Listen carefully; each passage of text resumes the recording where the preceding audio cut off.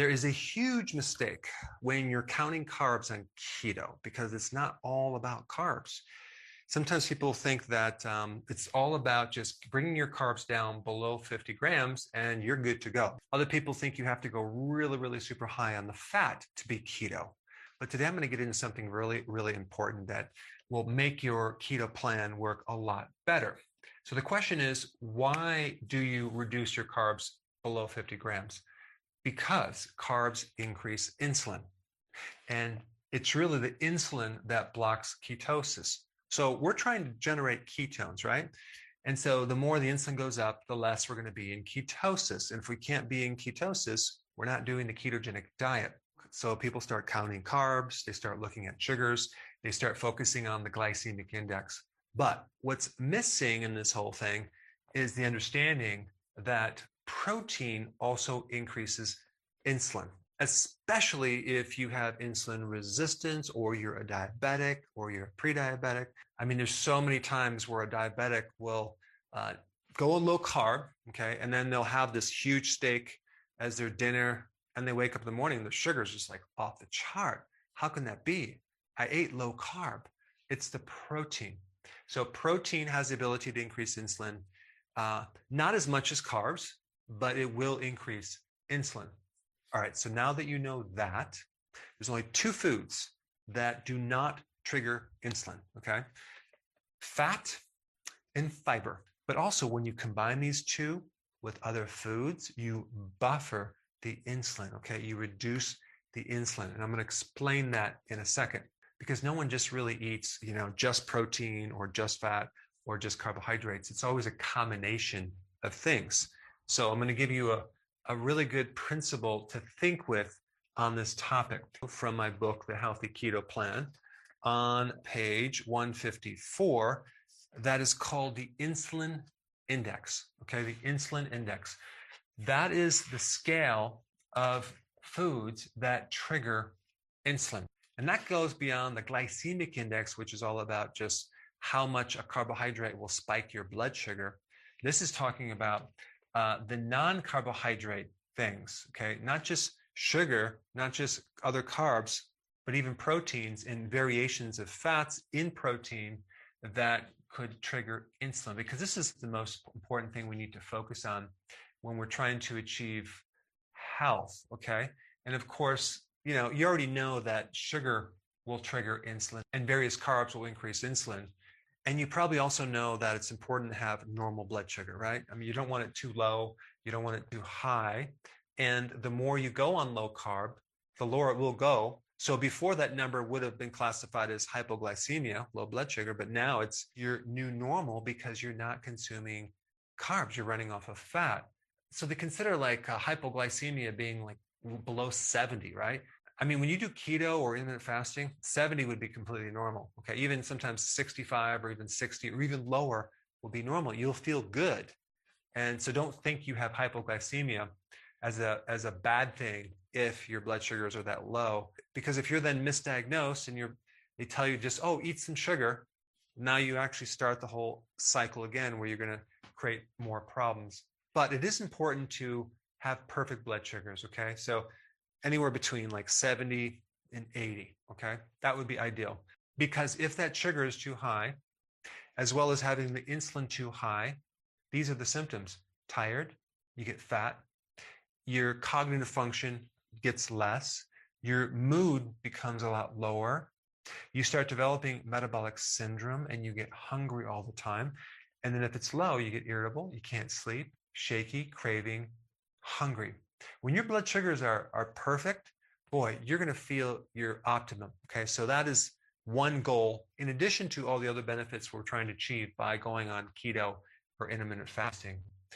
Now, this insulin index is very fascinating because the lower the number, the better, okay? The less insulin that's triggered. So like butter would be 2. Now, butter has a tiny bit of other things in it that probably brings it up to 2, or else it'll probably be 0. But butter is 2, so that's low. It's not going to create much of any type of spike with your insulin. Pecans are 5. Why? Because it has a good amount of fat. It's a fatty nut. Walnuts are 9. Why are walnuts higher? Because they're not as fatty as a pecan. Now let's take a look at egg yolk. It's a 15. Look at egg white. It's 55. Okay, why? Because egg white doesn't have any protein in it. If we combine an egg white with egg yolk, we'll get a whole egg, which comes out to right in the middle, 21. So again, I want you to think with the concept of normal fat that comes with the protein is going to be better for your insulin stabilization. So anything low fat or lean or skim is not going to help you because we want this insulin low. The more lean a protein is, the more low fat, the higher the insulin, the less your ability to get into ketosis. Now let's take something that's really high on the insulin index, whey protein powder. Why?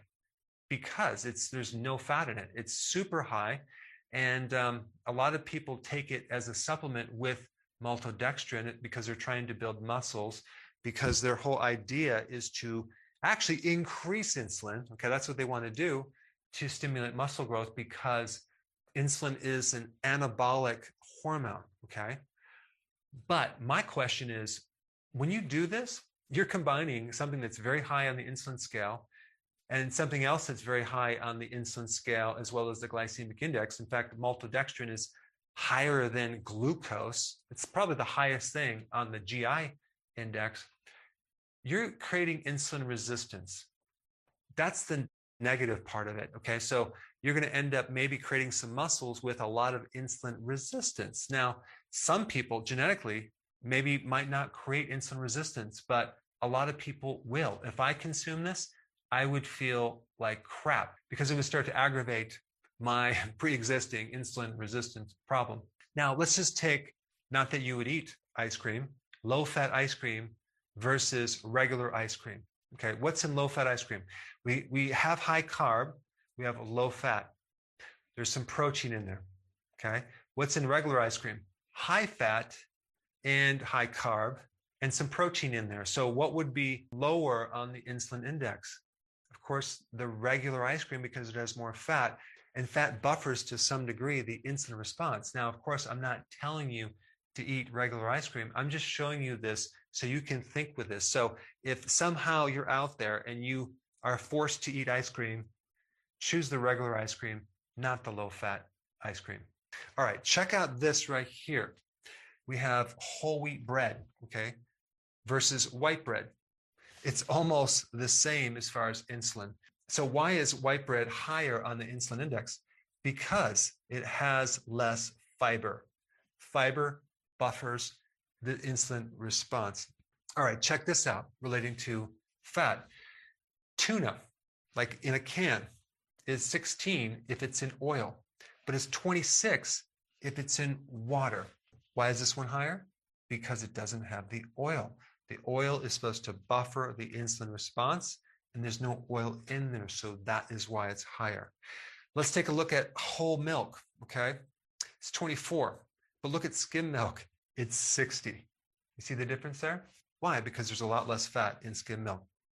Now let's take a look at something else. Let's look at beer, it's 20, white wine is 3. Now for this one, we're not talking about fiber, okay? We're not talking about fat.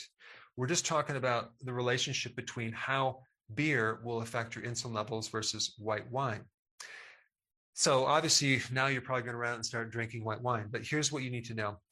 There's something else in alcohol that creates the problem, and that is alcohol.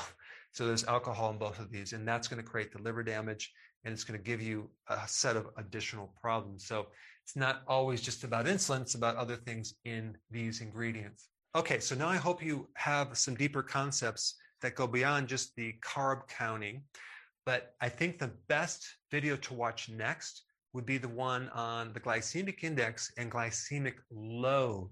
That's something a little bit different, so check it out. I put it up right here.